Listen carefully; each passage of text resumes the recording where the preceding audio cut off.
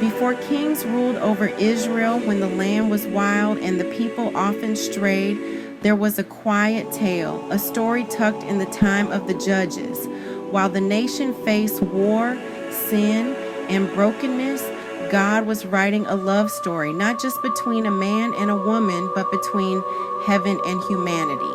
This is the story of Ruth, a Moabite woman whose faithfulness led her into the lineage of kings and ultimately the Messiah himself. In the town of Bethlehem, during a time of famine, a man named Elimelech took his wife Naomi and their 2 sons, Mahlon and Chilion, to live in the land of Moab, a place where foreign gods were worshipped and where Israelites were often looked down upon.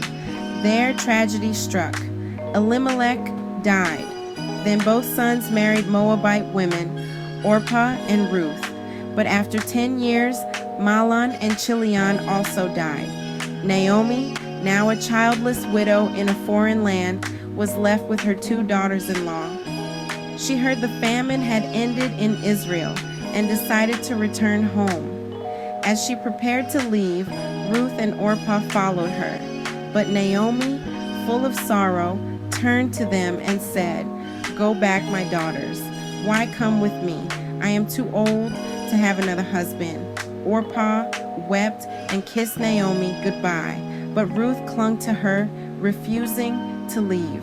With eyes full of tears and a voice steady with resolve, Ruth declared, "Do not urge me to leave you or turn back. Where you go, I will go. Where you stay, I will stay. Your people will be my people, and your God, my God. Where you die, I will die, and there I will be buried." So together they journeyed back to Bethlehem. When the townspeople saw Naomi, they said, "Can this be Naomi?"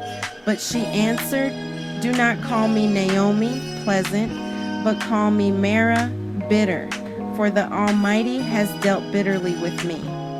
They arrived in Bethlehem just as the barley harvest was beginning, a small sign that God's provision was not far off. To provide food for herself and Naomi, Ruth asked to go glean in the fields, picking up leftover grain behind the harvesters, a right given to the poor by Israelite law. She happened upon a field belonging to Boaz, a wealthy and respected man from Elimelech's clan.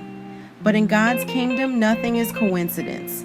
When Boaz came to the field and saw Ruth, he asked his foreman, "Who is this young woman?" "She is the Moabite who came back with Naomi," the foreman replied. "She has worked steadily from morning until now." Boaz was moved by her loyalty. He approached Ruth with kindness. "Listen, my daughter, don't go glean in another field. Stay here with my servant girls. I've told the men not to touch you. When you are thirsty, drink from the water jars." Ruth bowed low and asked, "Why have I found favor in your eyes, since I am a foreigner?" Boaz answered, "I've heard all about what you've done for Naomi, how you left your people and your land. May the Lord reward you under whose wings you have come to take refuge." At mealtime, Boaz personally invited her to eat with the harvesters. He even ordered his men to leave extra grain for her on purpose. Ruth returned home that night with an abundance. Naomi's eyes widened. "Where did you glean today?" she asked. When Ruth told her about Boaz, Naomi's heart stirred with hope. "The Lord bless him. He is a close relative, a kinsman redeemer." As the days passed, Naomi began to see the hand of God moving, and slowly a plan began to take shape in her heart. You see, according to Israelite custom, a kinsman redeemer could marry a widow to preserve the family line. Naomi said to Ruth, "My daughter, shall I not seek rest for you? Wash, anoint yourself, and put on your best clothes. Go to the threshing floor where Boaz is winnowing barley tonight. Wait until he lies down. Then uncover his feet and lie there. He will tell you what to do." Now, this wasn't a seductive act, it was symbolic. Ruth was asking Boaz to cover her with his garment, which was a sign of marriage and protection. That night, Ruth quietly lay at Boaz's feet. Around midnight, Boaz awoke, startled and surprised. "Who are you?" he asked, and Ruth replied, "I am Ruth. Spread your wings over your servant, for you are a redeemer." Boaz was deeply moved. "You have shown great kindness. You did not run after the younger men. And now, my daughter, do not be afraid. I will do all that you ask. But there is another redeemer closer than I." Before the sun rose, Boaz sent Ruth home with 6 measures of barley. "Do not go to your mother-in-law empty-handed," he told her. And Naomi, filled with hope and expectation, whispered, "Wait, my daughter. Boaz will not rest until he settles this today." At sunrise, Boaz went to the city gate, the place where legal matters were settled. He gathered 10 elders and called over the relative who was closer in line. "Naomi is selling a field that belonged to Elimelech." Boaz said, "Will you redeem it?" The man replied that yes, he would. But Boaz continued, "You must also marry Ruth the Moabitess to maintain the family name." At that, the man stepped back. "I cannot redeem it. It may endanger my own estate."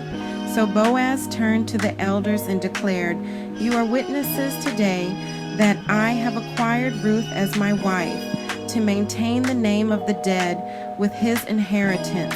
And the people blessed them, saying, "May the Lord make the woman who is coming into your home like Rachel and Leah. May your house be like that of Perez, whom Tamar bore to Judah." Boaz married Ruth, and the Lord gave her conception. She bore a son. Naomi held the baby close, and the women said, "Praise be to the Lord, who has not left you without a redeemer today. May he be famous in Israel." They named the child Obed. Obed became the father of Jesse. Jesse became the father of David, the shepherd who would one day become king. And from the line of David would come Jesus Christ, the Redeemer of the world. The story of Ruth isn't just a tale of kindness or romance. It's really a divine portrait of God's redemption. Ruth, a foreigner and a widow, was welcomed into the family of God because of her faithfulness.